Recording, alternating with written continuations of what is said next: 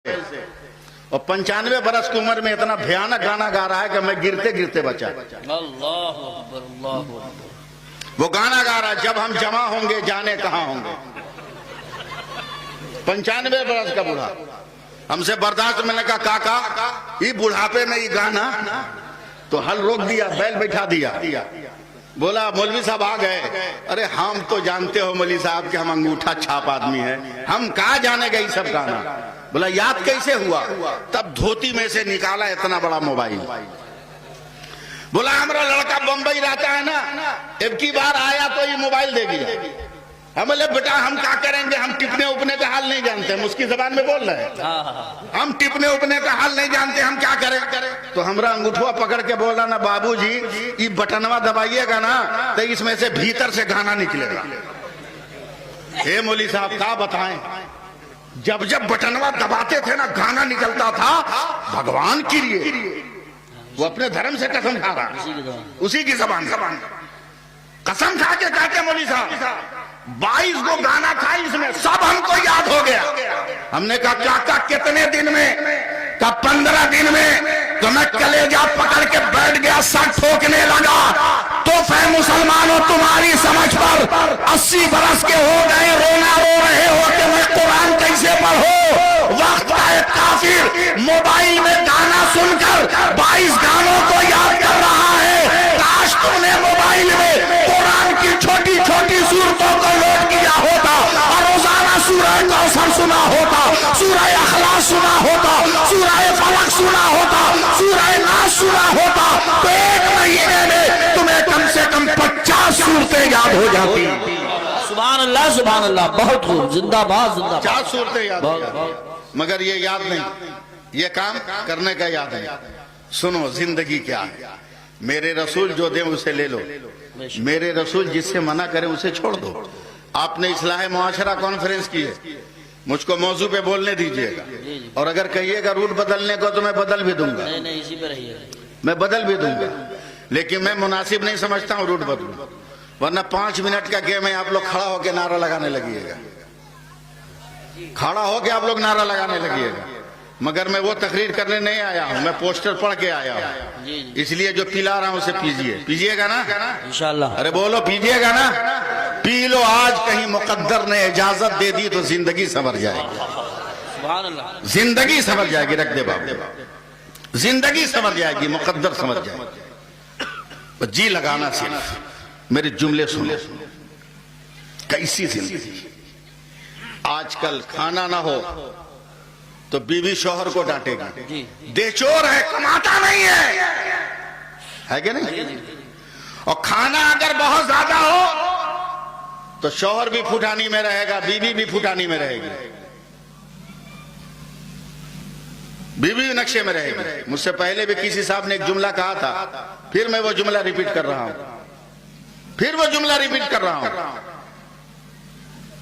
कि शौहर के साथ जैसे तैसे औरत रहती है कि नहीं है? कालिक लगी है, गर्दा लगा है, गंदा लगा है, कुछ भी लगा है चेहरे पर, है उसी तरह। मगर उस औरत को बोल दीजिए मुरादाबाद चलना है, 3.5 घंटा लगेगा उसको तैयार होने में। किसको दिखाने के लिए? अबे शौहर अगर देखकर मुस्कुरा देता तो तेरे नाम जन्नत का महल हो जाता। बोल दे जरा, बोल दे। मगर किसको दिखाने जा रही हो? जिस पे नजर पड़ जाए तो जहन्नम तेरी तकदीर हो जाए। बेशक। किसको दिखाने जा रही हो? सुनो हदीसे पाक, मेरे नबी फरमाते हैं कि शौहर अगर बाहर से आया, काम करके थका हुआ और चुपचाप बगैर बात किए बिस्तर पे पांव फैला के सो गया, बीवी ने देखा और ये भी बगैर कुछ बोले हुए शौहर का पांव पकड़ के दबाने लगी, बगैर बोले हुए, ये शर्त है, पांव पकड़ के दबाने लगी, तो ऐ मेरे सहाबा गवाही दे दो कि उसके लिए जन्नत की जमानत मैं ले रहा हूं। सुभान अल्लाह, जन्नत की जमानत मैं ले रहा हूं। मगर क्या कहिएगा, आप लोग तो मगरमच्छ का आंसू देख के भाग जाते, साल भर नहीं हुए अभी।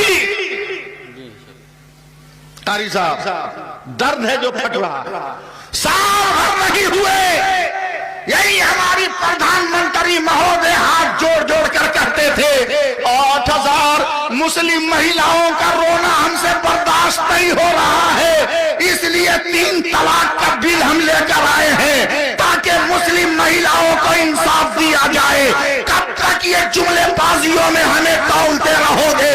8,000 महिलाओं का आंसू तुम्हें रुला रहा था, आज भारत के 219 जगहों पर करोड़ों औरतें रो रही है, क्यों नहीं उनके आंसू पोंछने जा रहे हो? बेशक बेशक, बहुत खूब, क्या कहने, हक क्यों फरमा रहे नहीं पोंछने जाते? बहुत जरूरी है। 8,000 मुस्लिम महिलाओं के लिए प्रधानमंत्री रो रहे हैं, मगर मैं डंके की चोट पे कहता हूँ इसी भारत में 10 करोड़ औरतें वेश्या का काम करके कोठे पर बैठकर आबरू बेचकर अपना पेट पाल रही है। अगर महिलाओं का दर्द है तो इन 10 करोड़ वेश्याओं के लिए आश्रम बनाओ और इन्हें सरकारी तौर पर खाना दो और इनके बच्चों को पढ़ाओ, तब हम समझेंगे कि महिलाओं का दर्द तुम्हारे दिल। क्या बात है, बिल्कुल, वाह वाह वाह वाह वाह, सच्चाई पेश कर रहे हैं माशाल्लाह, बहुत खूब। महिलाओं का दर्द तेरे दिल में। क्या कहने, आज लोग कहते हैं क्या करो, मगर हमने तरक्की कर ली। माफ करना मुसलमानों, आप मेरी तारीफ करो ना करो, मगर मैं आज जहर उगल के जा रहा हूं आपके लिए, हुकूमत के लिए नहीं, आपके लिए, आपके किरदार के लिए। मैंने कहा ना मैं देहाती आदमी, कारी यूसुफ साहब, कभी मैं अपना वतन दिखाऊंगा।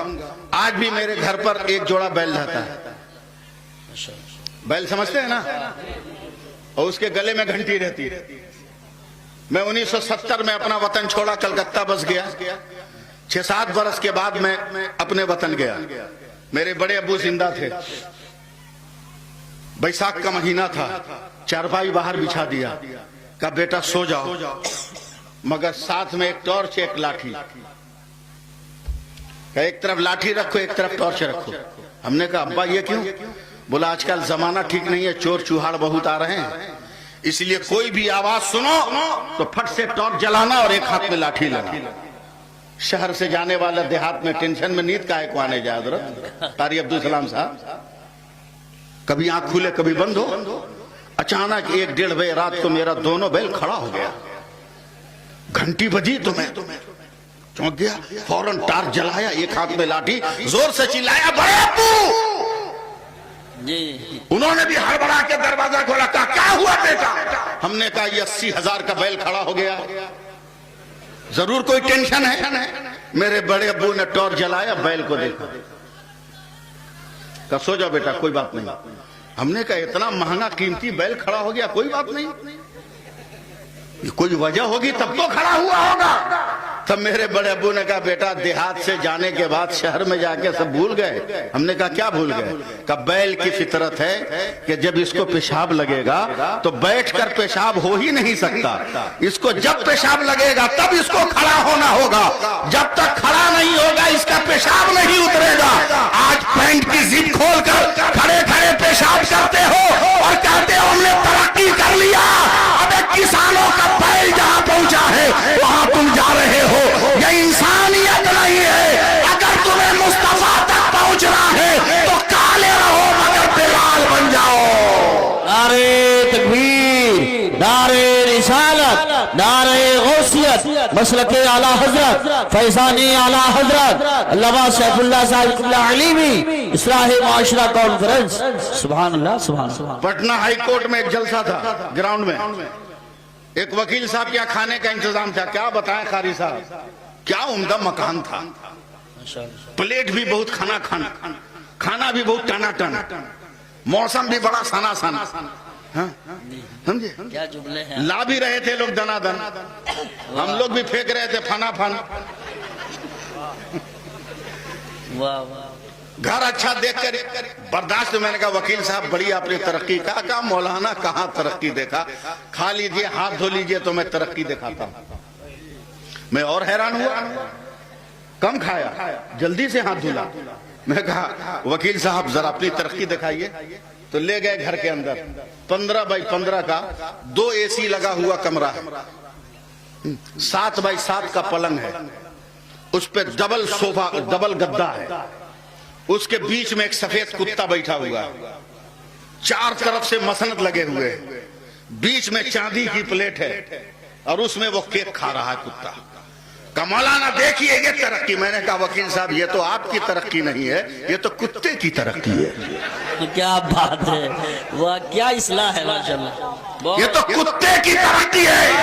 जो नालियों में कचरे ढूंढ कर खाना चाहिए वो पलंग पर बैठ कर केक खा रहा है, ये आपकी तरक्की नहीं, ये तो कुत्ते की तरक्की है। मुसलमानों, बायजीदपुर वालों, क्या अकबर की जवानी भूल गए? क्या कासिम का बलबाला भूल गए? क्या असगर का बछड़ा भूल गए? क्या अब्बास का तदब्बुर भूल गए? क्या शहरदारों का दुपट्टा भूल गए? क्या ज़ैनब की कुर्बानियां भूल गए? याद करो, भारत के गुलाम नहीं रहोगे, ख्वाजा पाक के सदके में तुम कौम के इमाम रहोगे। सुभान अल्लाह, सुभान और से बोलो सुभान अल्लाह। वाह वाह वाह, जिंदाबाद। कहीं से भी कमजोर मत पड़िएगा, वरना मैं कमजोर पड़ जाऊंगा। अभी तो तकरीर हमने स्टार्ट नहीं किया। स्टार्ट करें हम तकरीर? शुरू करें? याद रखो हमारा खुदा हमें देख रहा है। बेशक, सुभान। तकरीर शुरू कर रहा हूं, सुभान। हमारे रसूल भी हमें देख रहे हैं। बेशक। मैं तकरीर शुरू कर रहा हूं, आप लोगों की इजाजत लेकर मैं तकरीर शुरू कर रहा हूं। और देखिए किस अंदाज में शुरू कर रहा हूं।